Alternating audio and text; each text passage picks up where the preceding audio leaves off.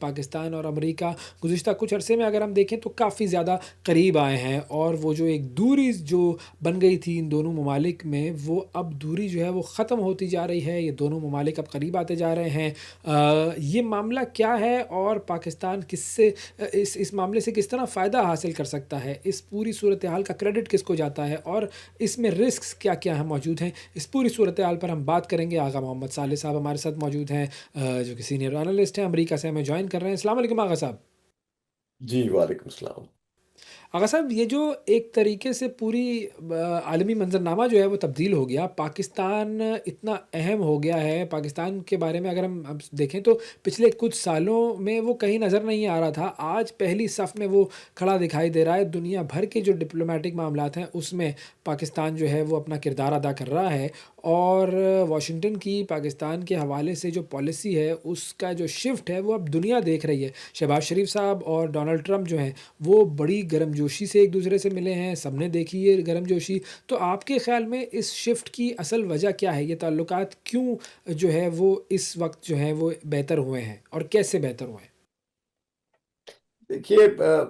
امریکہ کا جو ہے نا ہیٹ اینڈ لو رومانس ہمارے ساتھ تو ہمیشہ 77 ایئرس میں چلتا رہا ہے، یہ کوئی نئی بات نہیں ہے۔ لیکن اس وقت صدر ٹرمپ کے ساتھ جو ہمارا افیئر ہے، وہ اگر ان کی پچھلی مدت میں دیکھیں تو پچھلی مدت میں دو واقعات ہوئے تھے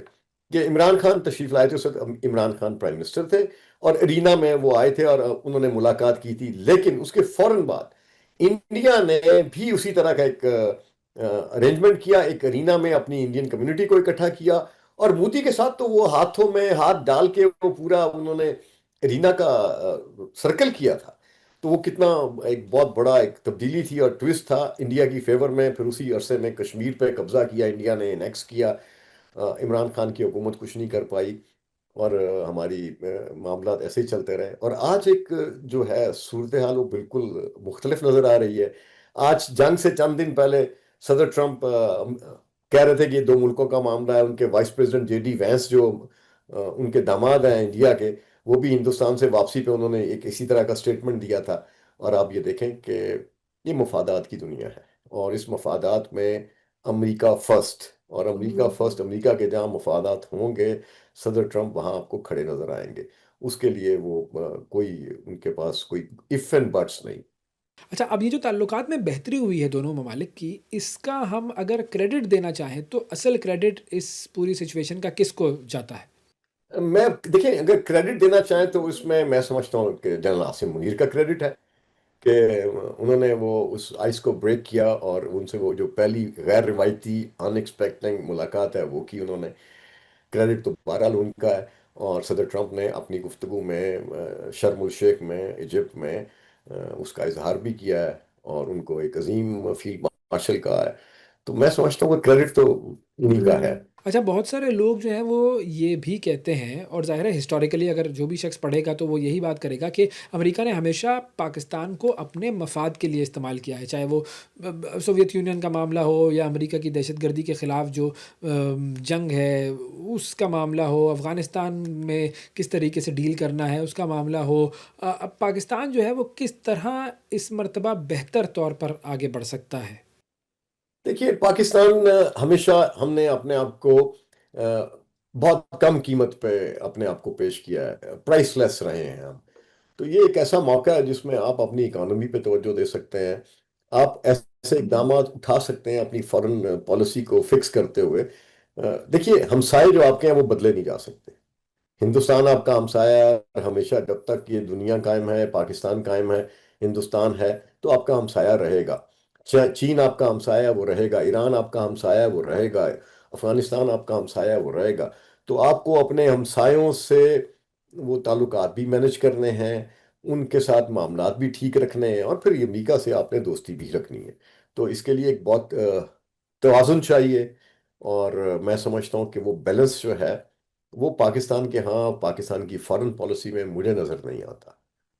اچھا، کئی مبصرین جو ہیں وہ اسے یوں بھی دیکھتے ہیں کہ بھارت کو لگام ڈالنے کے لیے ٹرمپ نے پاکستان کو اہمیت دینا شروع کی ہے، اور ایسا ہو سکتا ہے عنقریب کہ بھارت جو ہے وہ امریکہ سے دوبارہ اس کے تعلقات بہتر ہو جائے، وہ محبوبہ جو ہے وہ مان جائے اور امریکہ اور بھارت کے یارانے ہو جائیں، تو پھر جو ہے وہ امریکہ اور بھارت کے قریب آنے کے بعد پاکستان پھر کہاں کھڑا ہوگا؟ ہم پھر اس پکچر میں ہوں گے یا نہیں ہوں گے؟ دیکھیے جی، بات یہ ہے کہ صدر ٹرمپ ایک بہت غیر متوقع شخصیت ہیں، وہ ایک سیاستدان نہیں ہیں، اور وہ ہمیشہ کہتے ہیں کہ مجھ سے بہتر ڈیل کوئی نہیں کر سکتا، بحیثیت ایک کاروباری شخص کے، اور ان کا ایک خاص مزاج ہے جس کو ہم نپے تلے انداز میں، ایک سیاسی انداز میں یا ریاست کی سطح پہ لینے کی کوشش کریں گے تو وہ ہماری مس کیلکولیشن ہو جائے گی۔ If you have to win the president, تو یہ پریزیڈنٹ جب تک پریزیڈنٹ ہیں، وائٹ ہاؤس ہے، اسٹیٹ ایڈمنسٹریشن ہے، یہاں اگر ان کے اندر بھی ان کی مخالفت ہوگی کسی ایشو پہ، تو وہ اس پہ اگر ان کے دل میں یہ بات ٹھان لیں تو وہ اس پہ سٹینڈ لیتے ہیں، تو وہ دوستی بھی نبھاتے ہیں اور اپنی دشمنی میں بھی اس حد پہ جاتے ہیں۔ مودی سے ناراضگی کی وجہ جو میری سمجھ میں آئی ہے کہ جب وہ اپنا واپس آئے تھے کانفرنس سے، یورپ سے، وہ برکس کی میرا خیال ہے میٹنگ تھی نیٹو کی، جس میں وہ کر رہے تھے یوکرین کے مسئلے کو حل، تو وہاں سے وہ ایک دن جلدی واپس آ گئے تھے، تو یہاں جلدی واپس آنے کے بعد انہوں نے فیلڈ مارشل سے ملاقات کی، اور اسی ملاقات کے بیچ میں انہوں نے مودی کو میسج دیا کہ آپ جا رہے ہیں واپسی پہ تو مجھ سے ملیں۔ مودی نے ان سے ملنا گوارا نہیں کیا، یا ان کا وہ تھا، تو وہ صدر ٹرمپ نے اس بات کو شدت سے محسوس کیا ہے کہ کل تک یہ شخص جو ہے میرے ہاتھ تھامنے کے لیے میرے آگے پیچھے گھومتا تھا، اور آج اگر میں اس کو واشنگٹن میں خود دعوت دے رہا ہوں تو یہ شخص بہانہ بنا کے چلا گیا، اور ہندوستان میں انہوں نے جا کے مودی صاحب نے کہا کہ میں نے ان کو انکار کیا کہ میں نے درگا ماتا کی یا فلاں پوجا پہ جانا تھا، اور میں اس لیے میں تو ہندوستان آ گیا، ہم دیکھیں گے، اور انہوں نے صدر ٹرمپ کو بیسیکلی نو لفٹ کا جو میسج دیا، وہ آج مودی کیا پورا ہندوستان نو لفٹ پہ کھڑا ہے، اور بلکہ ان کے H1B1 ویزاز جو ہیں وہ بھی انہوں نے معطل کر دی، اس کے اوپر ایک بہت بڑی فیس عائد کر دی، ٹیرف عائد کر دیا، پریشر ہے، رشیا سے تیل لینے کی، تجارت کرنے پہ پابندی لگائی جا رہی ہے، تو انڈیا ایک مشکل میں ہے، لیکن کب ہندوستان ان کے قدموں میں جھک جائے، کیونکہ دیکھیے ان سے بہتر خوشامد کوئی نہیں کر سکتا، نو ڈاؤٹ کہ شہباز شریف صاحب نے ان کا جو قصیدہ پڑھا ہے مصر میں، وہ اس جیسا قصیدہ جس پہ انگشت بداں ہے تمام دنیا کے لوگ، اور اٹلی کی جو پریزیڈنٹ تھیں وہ بھی اس کو بڑے یعنی حیرت زدہ سے دیکھ رہی تھی کہ شہباز شریف کس طرح سے ان کی تعریف کر رہے ہیں، تو جس دن انہوں نے مودی صاحب نے ان کے قدموں پہ سر رکھ دیے تو انہیں زیادہ بہتر ایک خوش آمدید اگر مل گیا تو پاکستان کو یقیناً مشکلات کا سامنا کرنا پڑے گا۔ اب دیکھنا ہے کہ ان کو کون راضی رکھتا ہے اور کن ٹرمز پہ راضی رکھتا ہے۔ اچھا، ایک تو آپ نے یہ بڑا امپورٹنٹ پوائنٹ مینشن کیا تھا کہ جی تارکین وطن کے جو مسائل ہیں ان کو پاکستان جو ہے وہ اس پوری صورتحال سے فائدہ حاصل کر کے سالو کروا سکتا ہے، لیکن اس کے علاوہ اس بدلتے تعلق سے پاکستان کیا کس قسم کے فوائد حاصل کر سکتا ہے؟ اس ریلیشن شپ میں وہی عرض کر رہا ہوں کہ اس narrow window of opportunity, you put a base on this, اور جب بیس آپ بنا لیتے ہیں تو ٹی پی ایس کے بعد آپ کو جو اقتصادی معاملات ہیں اس پہ آپ کے قرضوں کے جو ہے نا، ورلڈ بینک کا ہے، آپ کے IMF کے بیرونی قرضے ہیں، ان پہ آپ اس قرضوں پہ اس مدت کے لیے انٹرسٹ فریز کی کمپین بنا سکتے ہیں، ریکویسٹ کر سکتے ہیں، اور جو ان حالات میں اس کو یعنی کوئی دنیا کی کوئی طاقت اس کو ریجیکٹ نہیں کر سکتی ہے، تو ایک بہت بڑا معاشی فائدہ اگر آپ کے 3 سال پاکستان کو ٹیمپرری پروٹیکٹڈ سٹیٹس ڈکلیئر ہونے کے بعد اگر آپ کی لابی مضبوط ہو، جس طرح سے آپ نے صدر ٹرمپ کو راضی کیا ہے، تو صدر ٹرمپ کی ایک فون کال بھی اوے ہے کہ یہ قرضوں پہ سود ہی اگر معاف کر دیا جائے، 3 سال اگر آپ کو سود نہ ادا کرنا پڑے ان قرضوں پہ، تب تک کہ پاکستان کی معیشت ان بحرانوں سے ریکور نہیں کرتی جو قدرتی آفات کے نتیجے میں آئے ہیں، کلائمیٹ چینج کے نتیجے میں آئے ہیں، تو میں سمجھتا ہوں اس سے بڑا فائدہ اور کیا ہو سکتا ہے آپ کو فوری طور پہ۔ اور اگر ہم کچھ رسک کی بات کریں تو اس رشتے میں پاکستان کے لیے رسک کیا کیا انوالوڈ ہے جس کو پاکستان کی حکومت کو سوچنا چاہیے؟